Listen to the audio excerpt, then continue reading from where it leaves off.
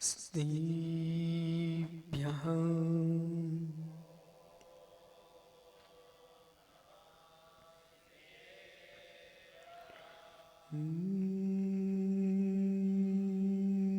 नमः स्नेभ्यः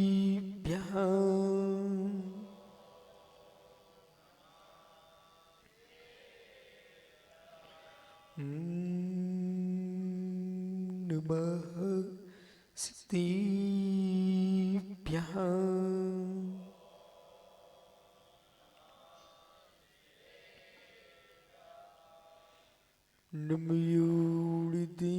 नमयोनिदेवदेवं धरणीन्नरिन्दिन्द त्वयि चलुडं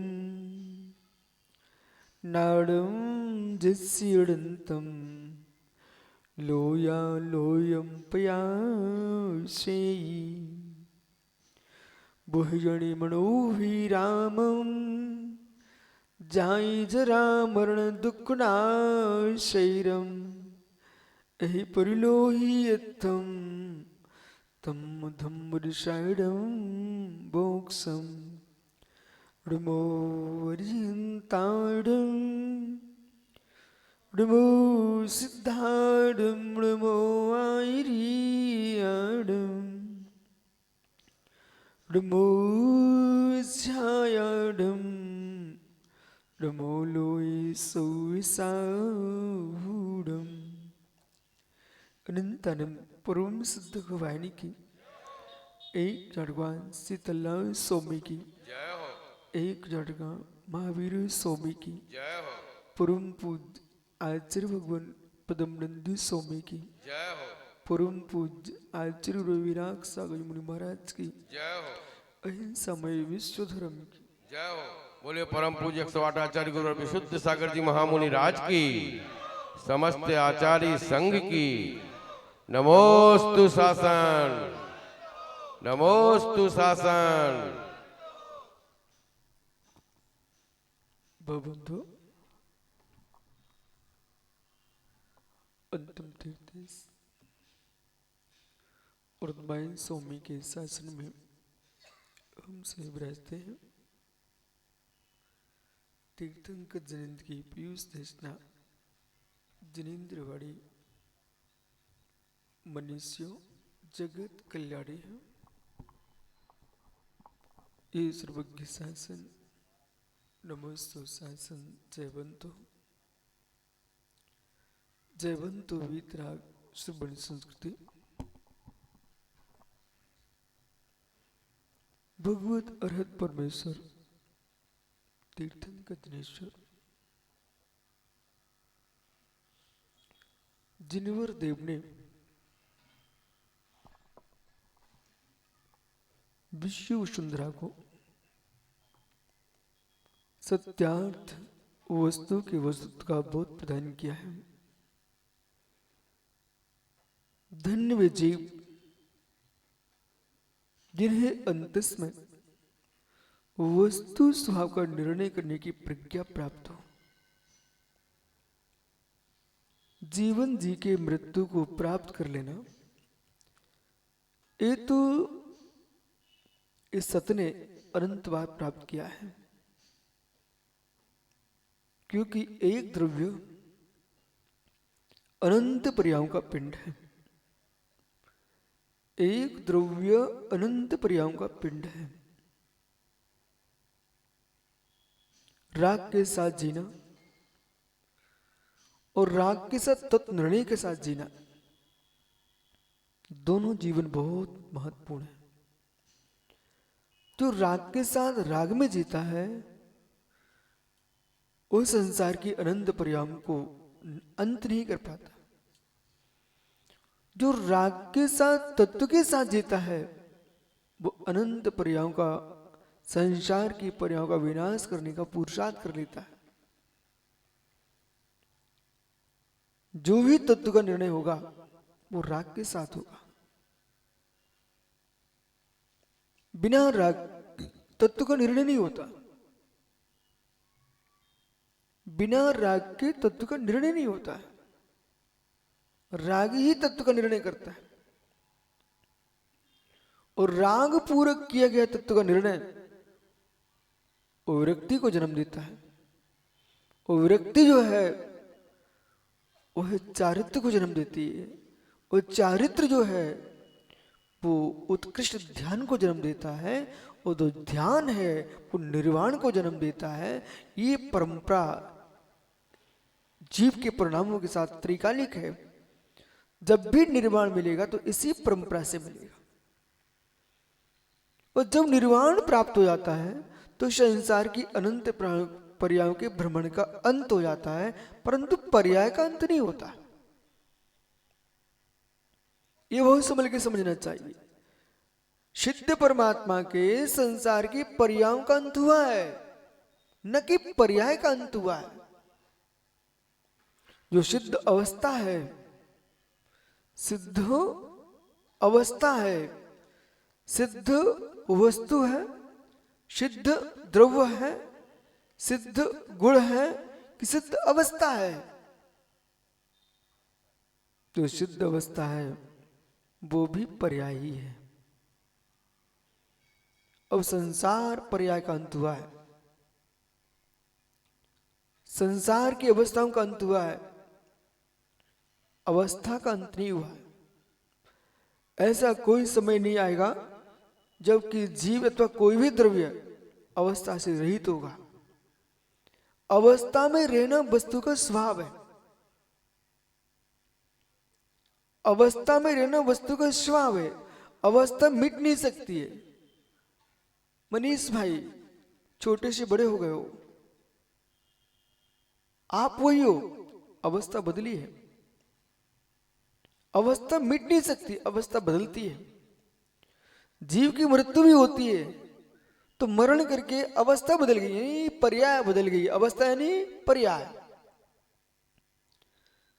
परिणाम बदलते हैं, देह बदलती है, शरीर बदलता है, भाव बदलते हैं। मंदिर में आने पर तुम्हारी अवस्था बदल जाती है, घर में जाने पर अवस्था बदल जाती है।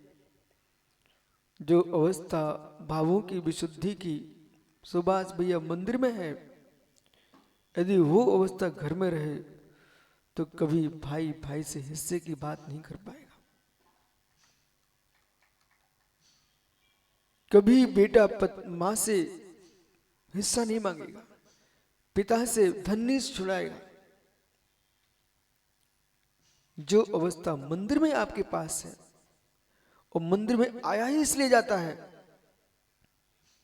पाप अवस्था परिणामों से भिन्न हो जाए, पुण्य अवस्था का जन्म हो जाए, और फिर निर्णय करता प्रभु के चरणों में, हे नाथ वो दिन कब आए पुण्य पाप शून्य अवस्था से शून्य अवस्था को प्राप्त करो। मोक्ष मार्ग में चलने वाले, गृहस्थी में रहने वाले जीव, इन सबको प्रतिदिन अपनी अवस्था का ध्यान रखना चाहिए। यदि मंदिर में घर की अवस्था बना के आए तो अगली अवस्था वो होगी जो कि इस त्रियक लोक से भिन्न लोक अधोलोक है। उस लोक में जो अवस्था जीवों की हो रही है वो अवस्था उन जीवों की होगी जो मित्र मंदिर में भी अपने प्रणाम घर के रखते हैं।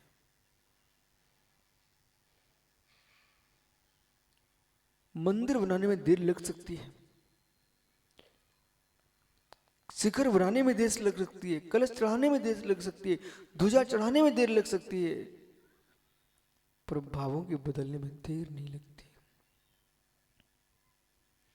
मंदिर बनाने वाले जीव को पुण्याश्रम क्यों होता है?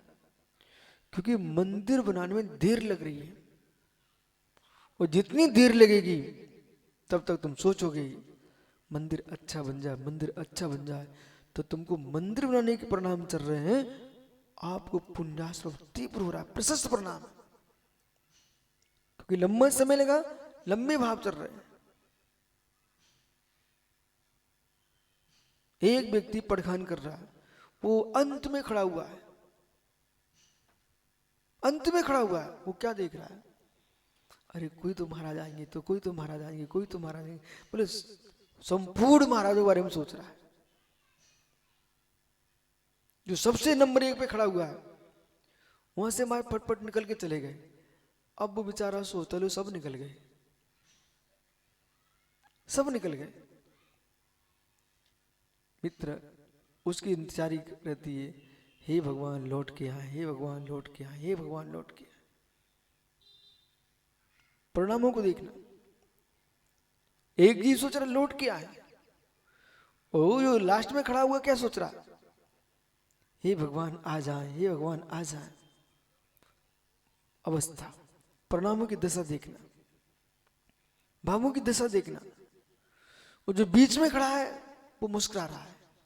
बोले इधर से आएंगे तब भी आएंगे, इधर से आएंगे तब भी आएंगे, वो मुस्कुरा रहा है। अब आए ना आए लेकिन आएंगे तो। मित्र अब समझो, आप कहां खड़े हो, बीच में। आप कहां खड़े हो, बीच में खड़े हो। आपको पड़घान दिख रहा है मेरे मित्र, और भी कुछ देखो, ऊपर नीचे, आप कहां हो, बीच में, मध्यलोक। आप जिस लोक में निवास करते हो उस लोक का नाम है मध्यलोक, मृत्युलोक, मध्यलोक। ये मध्यलोक है। नीचे जाते लोग, ऊपर जाते लोग, पर जाते कहां से, मध्यलोक। अब मध्यलोक में रह करके भी सारी व्यवस्था ऊपर नीचे जाने की यहीं से बनती है। सभी युवा ध्यान से सुनना मित्र, ऊपर नीचे जाने की पूरी व्यवस्था इसी मध्यलोक से बनती है, यहीं से बनती है। जैसे किसी बगीचे में अपनी व्यासो कुंड वैशाली भगवान महावीर स्वामी की जन्मभूमि, वहां पर चातुर्मास के लिए हम लोग पहुंचे तो वहां अरविंद में लीची के वृक्ष लगे। जो लीची यहां तुम देखते ना, अरे लीची लीची, वहां ऐसे टपक रहे, बच्चे झूर झूर खा रहे हैं, वो सड़ते रहते, गिरते रहते हैं। अपने मंदिर में ही लीची के वृक्ष हैं, सब टपकते सड़ सड़ के गिर गए, और लीची के वृक्ष थे। एक दिन तो इनको, तुम्हारे मनोज कौरव जितने लोग थे, वो बगीचे वाले बुला लिया, भैया इधर आ, ये लीची खा। याद है आपको?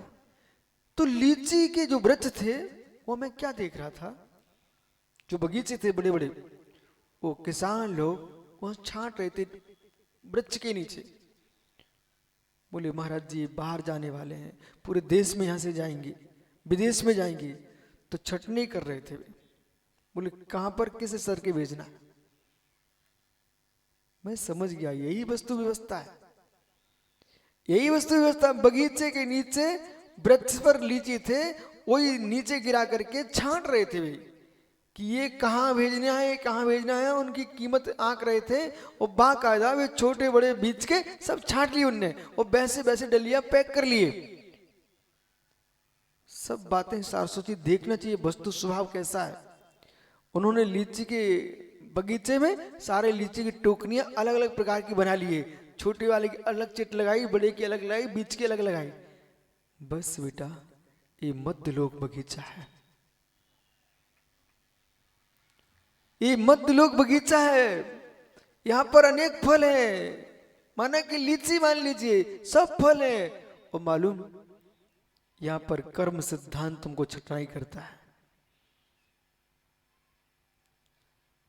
जो लीची सड़ गए थे ना, वो टोकनी वाले ने ऐसे उठा के फेंक दिया। ज्ञानी समझो, ये मध्यलोक है, ये बगीचा है, यहां छटनाई होती है। कौन अच्छे काम करने वाले हैं उनको ऊपर भेज दो। ये मध्यलोक है, और अच्छे काम करने वाले जिन्हें सब अच्छे बुरे काम करना बंद हो चुका, जिन्हें उनको सिद्ध सलाह पर भेजो, सबसे ऊंचे। और मित्र जो मध्यम भावों में थे वो मध्यलोक में छोड़ दो, मायाचारी के साथ उन्हें पशु बना दो। और मनुष्य आयु का बंद कर लिए, मायाचारी किए, बोले स्त्री बना दो। कोई यमराज नहीं बैठे यहाँ पर, कोई दूत नहीं बैठे, ये छटनाई हो रही कर्म सिद्धांत के बगीचे में, मध्यलोक में। और जिन्होंने छल कपट मायाचारी किए, संयम धारण करके संयम का पालन नहीं किए, और मित्र धन परिग्रह पर आशान्वित रहे, द्रव्य से संयम को पालते रहे, भावों में कोई संयम भाव नहीं जगा, उनको बोलिए बोले ये तो सड़ चुके हैं, सो निगोद में पटक दो। सीधे निगोद भेजा और बहुहारों परिग्रह किया, उनको नरक भेज दिया। किसने? ईश्वर ने नहीं, ईश्वर ने नहीं, परमात्मा ने नहीं। परमात्मा इतने पाप कैसे कर सकता है किसी को बिलखाने नरक भेज दे? जब एक सामान्य साधु दयावान होता है, उसके बस चले हर व्यक्ति के पापी से पापी को बचाता है। वो यहां पर सांप निकल पड़े तो साधु कहें कि मार दो, वो साधु कैसा जो कहे कि सांप को मार दो? साधु वही होगा जो सांप को भी बचाएगा। जब एक साधु पुरुष सांप को नहीं मार सकता और न मारने की अनुमोदन न कर सकता, न उनसे किसी को प्रेरित कर सकता, उसको बचाएगा, फिर परमात्मा इतना क्रूर कैसे हो सकता है कि किसी को नरक भेज दे, किसी को स्वर्ग भेजे, किसी को मनुष्य बनाए, किसी को दरिद्री बनाए, किसी को धनवान बनाए, किसी को विद्वान बनाए, किसी को मूर्ख बनाए? ये परमात्मा का काम यदि हो गया तो परमात्मा तो साधु के समान भी नहीं है। वो साधु श्रेष्ठ है जो कहता भैया भूखे प्यासे लोग हैं, सबको खाना खिला दो, दया दान कर दो। वो साधु श्रेष्ठ है। भाई देख के बैठना जीव ना मर जाए, वो साधु श्रेष्ठ है। तो यूं कहता हो, हे मित्र, संपूर्ण देश को, राष्ट्र को, विश्व को आप एक रूप में देखने की दृष्टि रखो, किसी के प्रति शुभ अशुभ मत विचार करो, साम्य भाव रखो। वो साधु श्रेष्ठ है। वो परमात्मा कैसे निकृष्ट हो जाएगा बेचारा कि जो किसी को नरक भेजने लग जाए, किसी को स्वर्ग भेजने लग जाए, सब उसी के हाथ में हो गया। तो मित्र, परमात्मा तो इतना परेशान हो जाएगा, छटनी करते करते, छटनी करने करते। पंडित जी आप तो कॉलेज चलाते, विद्यालय चलाते, कभी कापी भी जांचते होंगे, और फिर कापी जांचते जाते परेशान, सिर दर्द करता है कि नहीं करता है? कापी जांचो, बहुत आनंद आता है। ऐसी विचित्र विचित्र बातें लिखते लोग, विचित्र विचित्र बातें लिखते हैं, ऐसी ऐसी बातें लिखते, कापी जांचने लगा, वो हंसता रहेगा, रोने लग जाए, सिर पकड़ेगा। जब आपको इतना ही नहीं, वे समाज के मुखिया बैठे हैं, इन्हें कोई काम सौंप दिया जाए, जब तुम्हें कोई निर्णय करना पड़ता है तो सोचना पड़ता है कि नहीं सोचना पड़ता है? मंदिर की गोलक के पैसे गिनो आप, आनंद आता है? हाँ, इधर सिक्के फेंको, इधर नोट फेंको, इधर ऐसा करो, सब छांटते रहते ना। तो मतलब जैसे मंदिर की गोलक की कमेटी पैसे छांट रही है, ऐसे परमात्मा बेचारा यही छांटते रहेगा। ये नरक वाले, ये स्वर्ग वाले, ये मोक्ष वाले, इनको इधर करो उधर करो। मालूम चला कि संसार में जो व्यापार दुकान पे करता था अमन, भी भगवान भगवान बन के कर रहे। ऐसा भगवान मुझे नहीं बनना भाई, ईमानदारी से बोला, मुझे वो भगवान ही नहीं बनना। जब मैं यहाँ किसी ट्रस्ट कमेटी के पचड़े में नहीं पड़ता हूँ, यदि कोई हमसे कहे बोले महाराज जी पंचकर्म होना है, बोले कहाँ के पंडाल मंगाऊं, कहाँ का क्या मंगाऊं, क्या भैया ये पचड़ा हमारे मत से नहीं है। आप तो मुझे बुलाया, नमोकार सुनो, प्रवचन सुनो और सूर्य मंत्र दे दूंगा, मैं ये जाता हूं। अब पंडित जी हमसे कहे अरविंद भाई तुम्हारे, बोले महाराज जी बताओ ना, बोले हमारे अध्यक्ष ने कहा गुरु जी से पूछ लेना कहाँ का कलाकार बुलाना है। हे मित्र, न हमें कला करना है न कला देखना है, मुझे तो चारित्री कला में लीन होना है। हे मित्र, जगत के लोग कलाओं में जीते हैं, वो योगीश्वर ज्ञान कला जगी जिनके हे में, सारी कलाएं विलीन हो जाती हैं, तो ज्ञान कला का जागरण होता है। ज्ञान कला का जागरण होता है। इसलिए आपको बनना है तो बन जाना आप राहुल, वो वाले भगवान जो रोजगारी गिनते रहे। मुझे तो बेटा वो भगवान नहीं बनना, तो किसी को नरक भेजें बिट्टू, किसी को स्वर्ग भेजें नहीं, मुझे वो भगवान बनना है, दिखे सब जने सब, न किसी को देखूं न किसी को जानूं, निज में रहूं, जो है सो है। ऐसा परमात्मा बनना है। जब निर्विकल्प ध्यान में गया योगी, आप भी कितने आनंदित होते हो वर्धमान शौर्या जी। अच्छा पेट भर जाए, खाना पीना अच्छा हो जाए, मन का मिलना चाहिए। और जब मन का भोजन मिल जाए और दिन के 12 बजे आप चारपाई पे बैठे और इन बस लेटने वाले थे, इतने में पहुंच गए भाई कचौड़ी मल जी, पंडित जी ठीक हो? अरे अध्यक्ष जी निर्विकल्प हूं, निर्विकल्प। अब राजेश निर्विकल्प कहाँ होगा? बोले भोजन पानी सारे विकल्प समाप्त। बोले क्यों? कोई टेंशन नहीं है, बोले निर्विकल्प हूं। जब खाया पिया आदमी अपने आप को निर्विकल्प महसूस करता है तो कर्म शून्य, पाप शून्य परम योगीश्वर निर्विकल्प का आनंद नहीं लोगे तो कौन लेगा? संसार में सबसे बड़ा कोई आनंद है तो निर्विकल्प ध्यान का है, और मोक्ष में परम आनंद है तो व्यवहार सुख का है। इसलिए ऐसा भगवान नहीं बनना। सुखमय जीवन जीना चाहते हो प्रदीप, तो मित्र शब्द इस दुनिया का सुख है। सिर पर कोई भार मत लो। मनुष्य जीवन का सबसे बड़ा उपहार है जिनेंद्र भैया, सिर पर भार मत लो। मानव जीवन का सबसे बड़ा उपहार है, सिर पर भार मत लो। वे ही परम सुखिया लोग हैं। जितने बालक हैं यहाँ पर युवा, जब तक तुम्हारी शादी नहीं हुई बेटा आनंद लूट लो। सही कहा। 1990 में मान लेते ना मित्र। वर्धमान याद है जब मैं क्षुल्लक बना रत्नकांड पढ़ता रहता था, तब आप गुरुजी के पास आते थे पेपर लेकर के, बीतराग बाणी।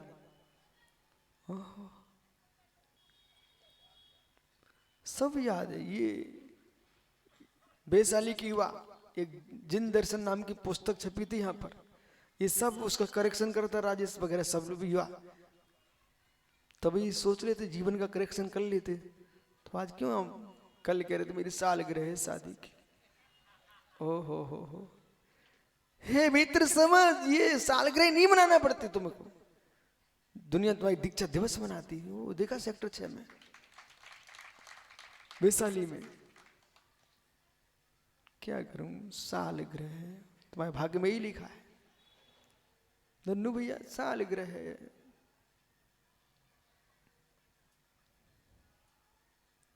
आदिश शरीर काला हो टेंशन मत लेना, काले शरीर वाले भी भगवान बन जाते हैं। तो रोना पड़ेगा, सालगिरह है, दीक्षा दिवस मनाए। सोच लेना मन जीवन में एक बार क्या लिख रहे यहां पर भगवान। हे मित्र, परमात्मा शुद्ध विशुद्ध परम चिन्मय चेतन भगवान आत्मा कृत कृत्य टंकोत्कीर्ण है। वो किसी का कर्ता हरता धरता नहीं है। जगत में जो भी कर्ता धरता भाव है ये संसारी जीव के श्रम का परिणाम है, और श्रम के परिणाम का फल मनुष्य लोक में नहीं समझा। मनुष्य लोक में नहीं समझा जीव। एक इकन्नी के करोड़ों रुपए की गरीब की भूमि पर अधिकार जमा लिया। कर्म कहता तुम चिंता मत करो, गरीब बेचारा रो के तुम्हें छोड़ सकता है, पर हम तुमको रुला के ही छोड़ेंगे। अपनी डायरी पर लिख लेना, हार्दिक तुम कमजोर को परेशान कर सकते हो, दीन दुखियों को दबा सकते हो, वो तुमको से कुछ नहीं कह पाएगा। लेकिन कर्म कहता बेटा हम तुम्हारे एक एक समय का फल दे दूंगा। कर्म कह रहा, इसलिए ज्ञानियों समझ में आ रहा कुछ। सुख संपत्ति के काल में मन मत बनाना। सुख संपत्ति काल में किसी के धरण हरण का भाव मत रखना, धरती हरण का भाव मत रखना। ये कब तक है बिट्टू भैया? जब तक आंख खुली है। तुम जेठमल जी को जानते हो क्या? उनका जन्म वैशाली में हुआ था, तो कहां हुआ था? मित्र, जिस घर में जन्मे थे तुम्हारे दादा जेठमल जी, उस घर में अंतिम श्वास नहीं भर पाए। जिस घर में जन्मे थे ना, उस घर में मृत्यु नहीं हुई मित्र। जितनी महल हवेलियां लोग बना रहे हैं, आवश्यकता नहीं है उस घर में अंतिम श्वास भी ले पाएंगे। मरने का घर कहाँ राजस्थान, कहाँ छत्तीसगढ़ में बनाने आए। इसलिए इसलिए इस भव में ही उस घर में नहीं रह पाया जीव। अनंत भवों में कितने घर हम बदल चुके हैं। इसलिए रहने के लिए निवास करो, रहने के लिए निवास करो। ये सोचो ही मत ये मेरे साथ जाने वाला है। धन के पीछे, धरती के पीछे इतना क्लेश किया, इतना क्लेश किया, इतना क्लेश किया। मित्र, घर में तुमको एक कमरा मिले तो रह के लेना, वो भी ना मिले तो सामने बगीचा है ना, उसके वृक्ष के नीचे बैठ के भगवान का नाम ले लेना। वहां से कोई भगा दे तो मंदिर में आ जाना, वहां से ही भगा दे तो मेरे पास आ जाना। लेकिन किसी झगड़ा नहीं करना, किसी झगड़ा नहीं करना। ये बात बिट्टू को नहीं सिखा रहा हूं, आप सबको सिखा रहा हूं। एक वृक्ष के नीचे जाके बैठ जाना। सबसे पहले घर के लोग भगाए तो वृक्ष के नीचे जाके बैठना। और पारा से ऐसा क्यों करना? इसलिए करना, मुस्कुराना, उसकी डालियों को देख के मुस्कुराना, उसके तने को देख के मुस्कुराना, उसकी छाया को देख के मुस्कुराना, शीतलता को देख के मुस्कुराना। और जब अरविंद भैया आपको मनाने जाए, नहीं बिट्टू घर चलो, मेरे घर चलो, कि ना भैया सब देख लिया। वो धन किस काम का, वो धरती किस काम की, जो कमाने के बाद भी, कमाने के बाद भी देह में पीड़ा दे रही हो, झुलसा रही हो। ये वृक्ष श्रेष्ठ है, इसे मैंने लगाया भी नहीं, बोया भी नहीं है, फिर भी मुझे शीतल हवा दे रहा है, शीतल हवा दे रहा है। ऐसे वृक्ष की छाया में बैठना श्रेष्ठ है। यही कारण है जितने निर्गंत वीतरा की महायोगीश्वर हुए, वो जंगलों में चले गए। क्यों? बिना इच्छा के, बिना मांगे, और बिना मांगे, और बिना मांगे। उससे अपन नहीं मांगते मुझे छाया दो, तब भी वो देती है। वो हमसे बदले में कुछ भी नहीं मांगती है, बिना मांगे, बिना मांगे जो छाया देता है, उस वृक्ष की शरण में चले जाना। और मेरे मित्र, बिना मांगे, बिना मांगे जिसकी शरण में जाने से भगवान बनाया जाता है, उस धर्म की शरण में जाके बैठ जाना। चारित्र को वृक्ष का है आगम में।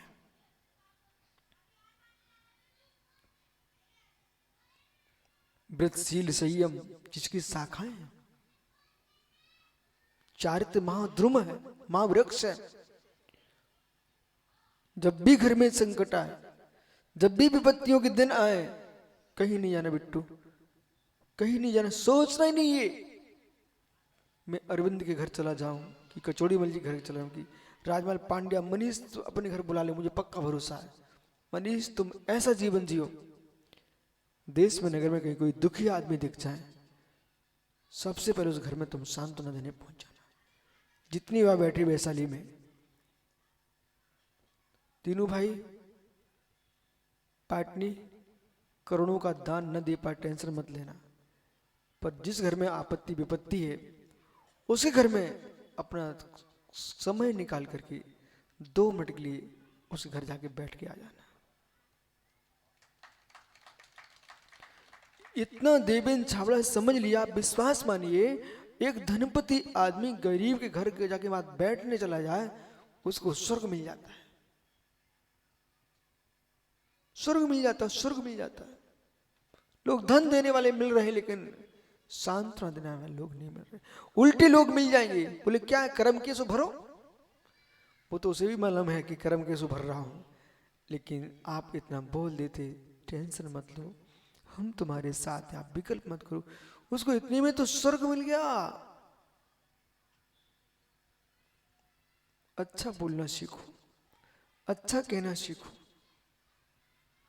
यदि राहुल खड़े हो, वो देखो दादाजी आ रहे हैं बैसाखी पर, जानते हैं इनको? कौन है? आपकी? सही में बेटा वो बैसाखी श्रेष्ठ है, कम से कम एक बूढ़े को सहारा तो है। तुम जाके हाथ पकड़ के बिठा के नहीं आ पाए? जाओ, तेरी दादा निकले, जाओ बेटा जाओ, पैर छू किया। ओहो हो, वो बैसाखी श्रेष्ठ है, वो लाठी श्रेष्ठ है, जो कम से कम एक बूढ़े को सहारा दे रही है। बे नाती पोते किस काम के, जो एक वृद्ध को एक गिलास पानी ना पिला पाए। कचौड़ी मल जी, इसलिए बच्चों को संभाल के देखो, उनको डांटा डूटी मत करना। ये बच्चे ही मालूम, वो छोटा सा बालक बैठा है कमल के बीच में, वो भी बहुत बड़ा धर्मात्मा है। उसको आप अपनी समाज का सदस्य मानते कि नहीं मानते हो? धर्म प्रभावना करता कि नहीं करता? अरविंद भैया, आपकी रिसाली में, पारस धाम में सबसे ज्यादा किसी ने भगवान के जुलूस में नृत्य किया तो उसी ने किया, तो वो उसने प्रभावना की कि नहीं की?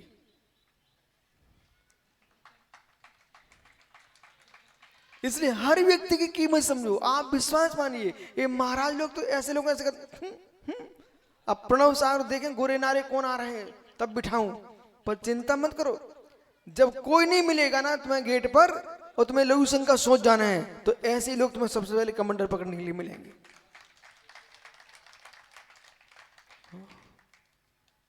सारस्वत को सीखो बेटा, चमकते चेहरों को ही मात मत देखो, आप विश्वास मानो। नाली के बगल में पड़ी लकड़ियां है ना, उस पर भी ध्यान दो। नाली के बीच में पड़ी लकड़ियां उसको भी ध्यान दो। मालूम, जब कहीं अरविंद की पत्नी की नथनियां गिर गई नाली में, तो सोने की डली लेके सरिया लेके नहीं निकालेंगे, वो जो नाली के बगल में पड़ी लकड़ी ना वही नथनी निकालेगी। इसलिए मित्र, वो लकड़ी पड़ी ना उसको भी ध्यान दो, वो काम में आएगी। ऐसे भैया सारस्वत जी, हम जैसे लोगों को भी देखते रहना। निर्गंत भाई, चमकते चेहरे, अब ये लोग तो बुड्ढों को कहां देखते लोग। अरविंद कुछ कह रहे हैं आपसे? महात्मा जी समझो, सारस्वत देखो क्या कर रहे हैं, ध्यान ही नहीं देते। बोले क्यों भाई, लकड़ी पड़ी ना नाली पे, कौन देखता है? पर इन्हें ये मालूम नहीं है कि यदि नाली में नथनी चली जाए तो कौन निकालेगा। राहुल कहां चल दिए? पैर पड़े दादा के, बैठ जाओ। ओह बेटा, ध्यान रखना, जितने वृद्ध हैं, अपनी दादा नहीं, कोई भी वृद्ध मिल जाए, मुझे तो रास्ते में चलते चलते चाहे बिल्ली मिल जाए, मेढक मिल जाए, चूहा मिल जाए, यदि मरना से तो नमोकार सुनवा दी, तो भैया नमोकार सुनाओ उनको। बोले कौन सा जीव कल्याण कर लेगा अपना? जब बैल का जीव सुग्रीव बन करके राम के सहयोग कर सकता है, और आपको मालूम होना चाहिए, बोध होना चाहिए, एक श्वान का जीव जीवन भर के लिए यक्ष बन के सहयोग करने आ सकता है। इसलिए हर प्राणी को नमोकार सुनाओ, उसका कल्याण होगा। जब विपत्ति का काल आएगा वो तुम्हारे काम में आएगा। उसकी व्यवस्था नहीं बना सकते, कोई टेंशन में, अपनी व्यवस्था बना लो। पिट्टू भैया, वो खेत में पानी किसान क्यों देता है? दयावान है, दयावान है।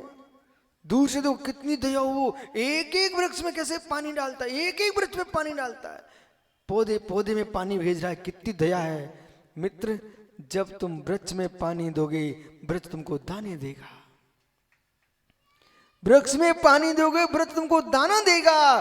ऐसे ज्ञानी, गाय को घास दोगे वो दूध देगी, साधु को तुम आहार दोगे तुमको पुण्य मिलेगा। और मेरे मित्र, भगवान की अभिषेक पूजा करोगे तो स्वर्ग मोक्ष पाओगे। देना सीखो, सहयोग करना सीखो, रोना नहीं। तू तो इतना भाग्यवान है, दुनिया के घर में मोड़ा मोड़ी है, तेरे घर में भगवान है। कभी ये मत सोचना मैं अभागा हूं, ये सोचना कि मेरे जैसे पुण्यात्मा कौन हो सकता है। मंदिर की घंटी की आवाज सबसे पहले मेरे कान में पड़ती है। वे पुण्यात्मा जीव है जो मंदिर के बगल में रहते हैं। कभी लोगों की बातों में होता ना, कि लोग ये कहते भैया तुम परेशान हो जाओगे, ये हो जाओगे, वो हो जाओगे। परेशान व्यक्ति मंदिर से नहीं होता है, अपने पुण्य पाप से होता है। नहीं तो लोग बहुत भर देते हैं, आदमी के दिमाग ना फटे तो लोग सुना सुना के फाड़ दे। कुछ नहीं, जो है सो है। अच्छा बताओ, आपके वैशाली में क्यों आया हूं? यहाँ मंदिर नहीं होता तो ये भीड़ यहाँ क्यों होती, समाज क्यों आती, क्यों आई समाज? भगवान है इसलिए तो आई ना। इसलिए ज्ञानी तू समझ, दुनिया के लोग कुछ ऐसे कोने में रह रहे होंगे जिनके घर के द्वार पर स्वयं रहते हैं, या कभी एक स्वान मान घूम जाए तो वो भी नहीं आता। ऐसे भी घर हैं लोग समाज के जहां कोई एक आदमी नहीं पहुंचे बेटा, और तुम्हारे द्वारे पर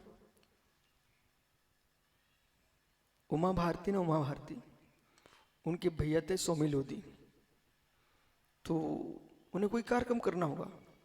फिर टीकमगढ़ में गए जैन समाज के पास, बोले भैया ये बताओ महाराज जी कोई है कि नहीं आसपास में? बोले क्यों, मेरे पास समाचार आया। बोले क्यों? बोले मुझे अपने यहाँ एक कार्यक्रम करना है और मेरा विश्वास है जैन साधु बुला लो, अपने आप जैन समाज आ जाएगी। और जहाँ जैन समाज आ गई, आपको मालूम हर एक बिल्डर्स जैन मंदिर बनाने के लिए भूमि छोड़ रहा है। क्या उद्देश्य उसका? इतना धर्मात्मा कब से हो गया? उसे मालूम है जैन मंदिर की भूमि दूंगा और जैन मंदिर बन गया तो मेरी भूमि डबल भाव में जाएगी। बोले जैन ही आके बस जाएंगे। जैन से इसमें कोई शंका नहीं, जैन समाज ने रेट बढ़ा दिए। यानी अब विश्वास मानो तो सोमी लोधी कहते हैं मेरे पास समाचार। बोले महाराज जी हमारे कार्यक्रम में पधारो। बोले हमने क्यों? बोले आप समझो, आप आएंगे ना तो हमें भीड़ बुलाना नहीं पड़ेगी। जैन मुनियों के पास अपने आप भीड़ आती है, तो जिन देव के पास तो स्वर्ग का देवता आता है। तुम कहां की बात कर रहे हो? सौधर्म इंद्र को भगवान बुलाया नहीं करते, प्रभु गरुड़ में आते हैं। सौधर्म इंद्र अवधपुरी में आता है। ऐसी वस्तु रख दो अपने घर में, ऐसी वस्तु रख दो अपने घर में कि तुम्हें लोग बुलाना ना पड़े, अपने आप लोग पहुंचे। वो लोहाड़िया घर में आचार्य विमल शाह जी को विराजमान कर लिया इन्होंने। तो मैं कल सोच रहा था इस घर में कौन आता? आचार्य महाराज की मूर्ति रख लिए तो मालूम पूरी, कल मैंने देख पूरी समाज वहां खड़ी थी। उनकी ये अच्छे लोग हैं। बोले बछड़े को घर में बांध लो, गैया अपने आप लौट के आ जाएगी। बैठो ज्ञानी। इसलिए आज से मात्र मुस्कुराना है, रोना नहीं है। जो है सो है।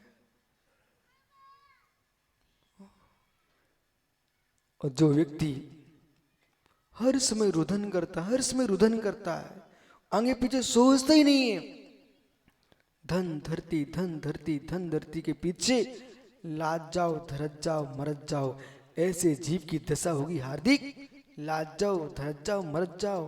तू तो सोचता कि ये मास्टर आप पूरे देश में कमा के लाए, लिफाफा में दे दे। देखा सब मुस्कुराए। पारस ये हार्दिक क्या सोचता है कि अभिषेक मास्टर पूरे देश से लिफाफा लाए और रखने के लिए हमें सौंप दे।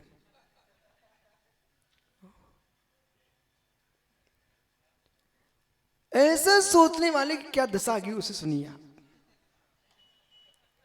बहु आरंभ तुम नरक सयुसा, बहुत आरंभ बहुत परिग्रह का परिणाम तन्मय नरक आयु का आश्रय होता है। फिर ये जीव बेचारा नार की उषंसा से तड़प रहा था, रो रहा था, रुदन कर रहा था, और दौड़ते दौड़ते सेमर वृक्ष के नीचे पहुंच गया। वहां जैसे तलवार जैसे पत्ते गिरे। कल आपने सुना था फल तो थे वो वज्रपात के समान थे, और जैसे ही फल गिरा बेचारा नीचे चूर चूर हो गया। पुनः इकट्ठा हुआ और पुनः दौड़ने लग गया। अब सोचता है इन वृक्षों से दूर रहूंगा। अब क्या सोच रहा नारकी, इन वृक्षों से दूर रहूंगा, दूर रहूंगा, वृक्षों के नीचे जाऊंगा ही नहीं। बोले कहां जाऊं? दूर एक पर्वत दिखा। निश्यूण तत्थम असंतो ईर्षम दुःखम बेड़धम शिहरम समारोहम। 33 नंबर की गाथा है। वो पर्वतम से दूर से मालूम, आपने देखा होगा कोई दुखी पीड़ित आदमी हो, कहीं कोई चिढ़ा रहा हो तो आदमी वहां से भाग जाता है, दूसरा स्थान देखता है। लेकिन क्या करूं, लेकिन क्या करूं, क्या करूं धन्य कुमार जी। भैया पुण्य है, तुम जहां हाथ लगा धन ही धन निकले, विश्वास मानो। जहां हाथ लगाओ तो भैया धन निकल पड़े। कुछ लोग पानी में पति बन जाते हैं, कुछ लोग पत्थर के स्वामी बन जाते हैं। ये सब क्या है दुनिया में। कुछ बेचारे सोने में भी हाथ लगाए तो स्वाह हो जाता है। छत्तीसगढ़ में कितने लोग ऐसे हैं जो लोहे से विभूति बनाए। ओह, वो हमारे राजमल जी बर्तन बेच बेच कर बेचारे पूरे छत्तीसगढ़ में बर्तन वाले बन गए। दुर्ग में जितने पांडे हैं सब बर्तन ही बेच रहे हैं। अब सोचो मित्र सुमते, छत्तीसगढ़ में लोग लोटा डोर लेके आते हैं और महलों में बैठ जाते हैं। यहाँ की मिट्टी का नियोग है। अब कल्पना करो, वो नार की सोचता है, परंतु संभल के जीना। आदत और पुण्य पाप का तमाशा देखो। हार्दिक एक लड़का था, बहुत उपद्रव मचाता था, बहुत बदमाश था बेचारा, क्या कर सकते हैं। तो जहां जाए वो शिखर मोटू मिला, ए दूसरी जगह वो बोले ए, बेचारा परेशान हो गया। परेशान हुआ ना तो वैशाली छोड़ के भग गया, रायपुर पहुंच गया। जब रायपुर पहुंचा, अब बे भैया सोच रहे थे यहां तो बच जाऊंगा, कोई कुछ नहीं कहेगा, अब क्या कर सकते। रायपुर में जाकर के कुआ के पाट पर बैठ गए और पैर लटका रही, कहां कुआ में। अब वैशाली में जो व्यक्ति देखे ए मूर्खानंदन, ए मूर्खानंदन, ए मूर्खानंदन ऐसे बोले। अब वो बेचारा रायपुर भग गया। जब रायपुर पहुंचा वहां कुएं पे पैर लटकाए बैठे। वहां सुमति पांड्या हैदराबाद से निकला, वो कहता है आए मूर्खानंदन क्या कर रहे हो। अब वो वहां से दौड़ा, बोले इधर आओ इधर आओ। बोले मैं मेरे पास समय नहीं है। वो पहुंच हाथ पकड़ी, बोले ये बताओ, मैं कुछ नहीं, आप ये बताओ आपको मेरा नाम किसने बताया। आप ये बताइए मेरा नाम किसने बताया। आप मैं वैशाली छोड़कर रायपुर में आ गया, आपको मेरा नाम किसने बताया। कुछ लोगों के नाम बताना नहीं पड़ता, उन्हें काम बता देते। अब ये मुड़िराज से किसी भी गांव में जाए, किसी भी गांव में जाए तो हर व्यक्ति क्या बोलेगा, साधु महात्मा साधु महात्मा साधु। छोटे छोटे नंगे नंगे बच्चे भी कहते हैं, बोले साधु महात्मा। स्वयं नंगे खड़े हैं पर क्या बोलते हैं, महाराज महाराज बाबा, नंगे बाबा। स्वयं नंगा खड़ा पर अपने आप को बाबा नहीं कहता, पर महाराज को बाबा बोल रहा है। अब बताइए मुड़िराज को बाबा किसने सिखाया कि बेटा इन मुड़िराज को तुम बाबा बोलो। व्यक्ति की मुद्रा ही बता देती है कि साधु है ये असाधु है। मेरे मित्र बहुत सारे परिचय देना नहीं पड़ते, अपने आप मिल जाते हैं, अपने आप मिल जाते, किसी को नहीं परिचय देना पड़ता। तो जैसे वो बेचारा वैशाली छोड़ के रायपुर भग गया, लेकिन वहां पर भी मिल गए कौन, बोले मूर्खानंदन क्या कर रहे हो। ऐसे वो नारकी बेचारा सेमर वृक्ष के नीचे तड़प रहा था, तड़पते तड़पते वहां से भागा और सोचता कि मैं ऐसी जगह जाऊंगा जहां बिल्कुल कष्ट नहीं होगा। पर वहां पहुंचते ही तत्वीड़ श्रीणों असी पत्र बन से निकल करके ईर्षम दुखा मिश्र से दुखों को असहन तो सहन करते हुआ भोगता हुआ, असही वेदना को पीड़ित प्राप्त होता हुआ बेड़ धाव मारो, वेदना से पीड़ित होकर के बेग धाव मारो, बेग से दौड़ करके भागता है पब्बे सेरम, पर्वत के शिखर पर जाके चढ़ गया। सुनो भैया, ये गप्पे नहीं चल रही है ना कल्पना है, ये बिल्कुल ध्रुव सत्य है। जो यहां लिखा है ऐसा ही है। पर्वत पे जाके चढ़ गया। बोले क्या हुआ। कभी छोटे जानवर थे, गधे बने थे, कभी ऊंट बने थे, हाथी घोड़ा बने थे, सीमा तोड़ उन्हें वजन लादा था उनके ऊपर। कुली मिल गया, 50 रुपए और बढ़ा दो भैया, तो और ले चल। हे मित्र, कर्म कह रहा है तुमने जो इन जीवों के साथ दुर्व्यवहार किया था उसका परिणाम ये है, तुमको बनो नार के चढ़ो पर्वत पर, चढ़ो पर्वत पर। डॉक्टर साहब, समय देखते देखते सब छोड़ देना। मित्र, इन मनुष्यों की सेवा तुम कर रहे, अच्छी बात है, लेकिन कभी किसी का फोड़ा भी फोड़ना पड़ता होगा, और एक फोड़ा फोड़ने के, ये तो आपको अच्छे से मालूम है, बिना कीटाणु उत्पन्न हुए फोड़ा हुआ क्यों। वो कई लोगों के सड़े शरीर हो जाते हैं, उनके अंदर भी जीव निकलते हैं, बिलबिलाते कीड़े। एक पंचेंद्रिय की रक्षा के लिए कितनी चिमटियों से निकाल निकाल के बाहर किए। कर्म कह रहा है आपने ठीक किया, पंचेंद्रिय की रक्षा की है, पर हम कौन से दुश्मन थे, आपने मुझे बाहर निकाला है। ओ नरक के नार की, उनको सड़सियों से पकड़ पकड़ करके भट्टियों में फेंक रहे हैं। जितनी जल्दी हो सके मित्र, जितनी जल्दी हो सके गृहस्थी को निपटा करके निवृत्ति मार्ग चुनना चाहिए, निवृत्ति मार्ग चुनना चाहिए। देखो मैं आपको स्पष्ट बता रहा हूं, ठंडी के मौसम में मकर संक्रांति आती है, लोग तालाब में नदियों में डुबकियां लगाते हैं, बराबर है ना। कितनी डुबकी लगा के आए, कुछ लोग कपड़े सहित उतर जाते हैं, बाद में बाहर देखते हैं धूप है कि नहीं। जितना तालाब में नहाए हैं उतनी ठंडी मिटाने के धूप में सेकते अपने आप को, ये सत्य है कि नहीं। माँ, बिना पानी की रोटी तो बनती नहीं। पहले आटे में पानी डालते हो, गूंथते हो, फिर रोटी लोई बना के रोटी बेल देते हो, बनाने के बाद इसके बाद क्या करते हो, बिना सेके खाई नहीं जा सकती। मोदी जी, फिर सेकने में मेहनत लगती कि नहीं लगती, लगती ना, पूरा ताप, पूरी अग्नि सेकने के लिए जाती है। यही कारण है जो गृहस्थी में आप लोगों ने डुबकी लगाई है, उससे बचना है तो तप की ज्वाला पर सिक जाओ। पानी में भीगने वाला आदमी भी धूप में सेकता है, कपड़े डुबो डुबो करके धूप में ही सुखाता है।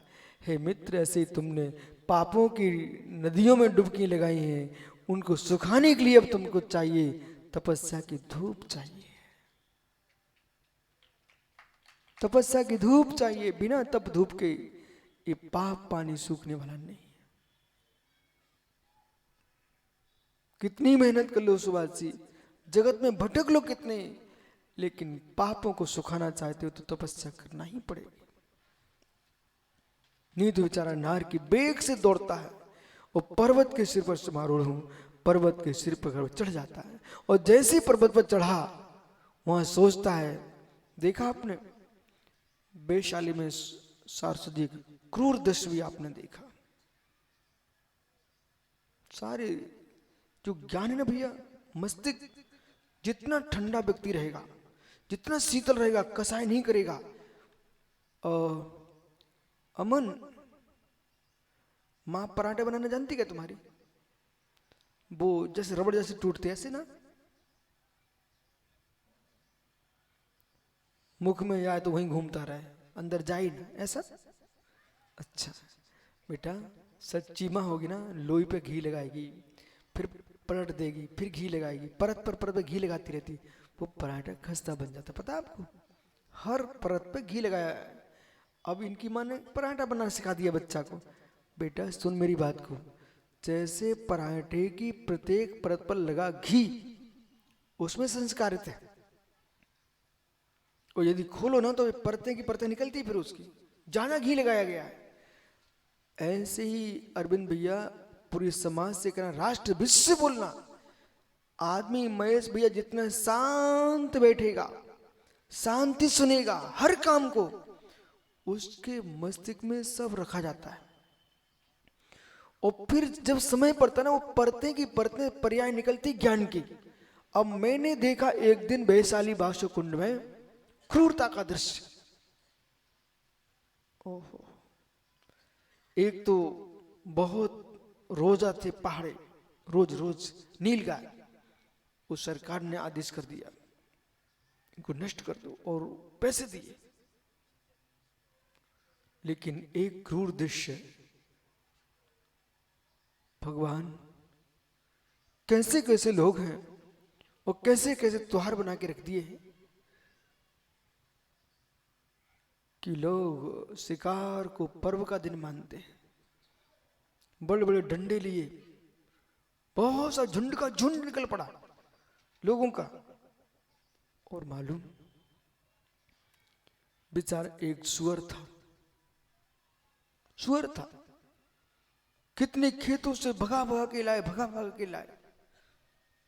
वो बेचारा भागते भागते एक झाड़ी में जाके छुप गया। वो सोच रहा था ये मेरी रक्षा हो जाएगी, वही उसके विघात का कारण बन गई। जैसे ही झाड़ी में छुपा, चारों लोगों ने घेर लिया और जीवित को ही इतना दहाड़ रहा, इतना रो रहा, इतना चिल्ला रहा, पूरे क्षेत्र में आवाज गूंज रही थी। मालूम है आपको? उन पापियों ने उसको बेचारे को कुचल दिया। जब निकलते दिखे ना, उनके हाथ में जो था वो रंगा दिख रहा था, कुचल दिया। सब साधु सहम गए। बिल्कुल धर्मशाला के पीछे बेचारे को मार दिया। एक पागल कुत्ता था, उसको युवाओं ने डंडा लाठी मार मार के कुचल दिया। कहां? चोरी में। मित्र सोचो, ऐसे दृश्य तुम देख करके तुम ऐसे अवाक हो रहे हो। बेचारा नार की वैसे ही भागा जैसे वो सूअर भाग रहा था और झाड़ी में छुपा तो उसको बेचारे को कुचल दिया, बल्ला बरसी फल्लम लगा करके मार दिया। ऐसे नरक का नार की वहां से भागता है, पहाड़ पर चढ़ गया। जैसे ही पहाड़ पर चढ़ा, ते तत्वे सहरे पब्बे सेने नाण भी हम सब परम भीमम, तत्व पब्बेम सीरे, पर्वत के शिखर के ऊपर परम भीमम, अत्यंत डरावने भयानक, तिक नह कुडल डाडम, नुकीले नाखून, नुकीले टेढ़े मेढ़े डांट। देखा आपने? घड़ियाल को देखो, शेर को देखो, श्वान को ही देखो, क्रूर प्राणियों के दांत भी आड़े टेढ़े होते हैं, नुकीले होते हैं। गाय भैंस के दांत देखना, चपटे रहते हैं, उनको घास ही तो खाना है। नुकीले दांत, नुकीले दांत। ऐसे नुकीले दांत डाल वाले नाणवी साविया, कई तरह जंगली जानवरों के बच्चे वहां थे पहाड़ के ऊपर। बेचारा पहाड़ पर चढ़ा, पर्वत पर, वो नारकी, और जैसे उसके शरीर को उन सारे के सारे जानवरों ने घेर लिया और सब चीर चीर के खाने लगे। ये क्या हुआ अमित? क्या हुआ? ये सब लग गए एक साथ। मृतक जानवर को तुमने देखा है, वही कुत्ते, वही पर गिद्ध, वो सब चीत रहा है। देखा आपने भैया आंखों से? कई बार देखा होगा।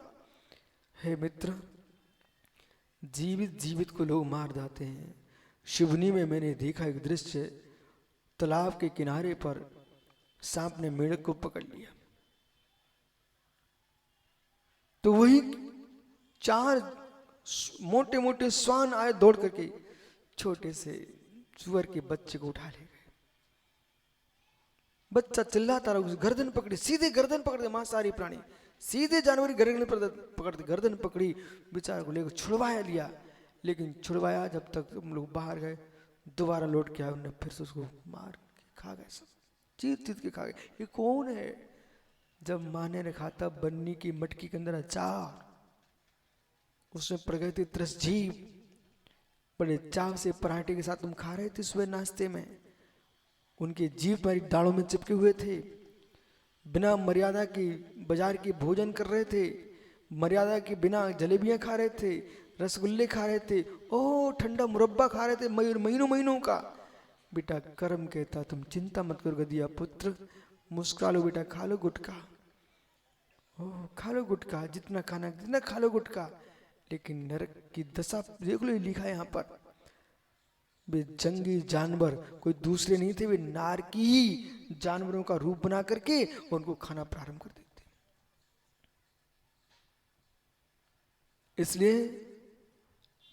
इसलिए हार्दिक बेटा, न तो जलेबी के कीड़े खाओ, बाजार की जलेबी मिठाई कुछ खाना नहीं है। समझ, पहले बात समझ, इतनी बात नहीं होती, आगे की बात सुन। उन्होंने तो जीवों को पिंड खाया लोगों ने। जो किसी को परेशान करता है वो बुद्धि खाता है। तो मतलब कोई किसी को चिढ़ाए, कोई किसी को परेशान करे, कोई बहुत परेशान करे हिमांशु, बोले क्या कहा, बोले मेरी बुद्धि को चुग रहा है। बोले बुद्धि को चुग रहा है तो बेटा मैंने एक श्वान को देखा, बेचारे की खोपड़ी में जीभ पड़ गए।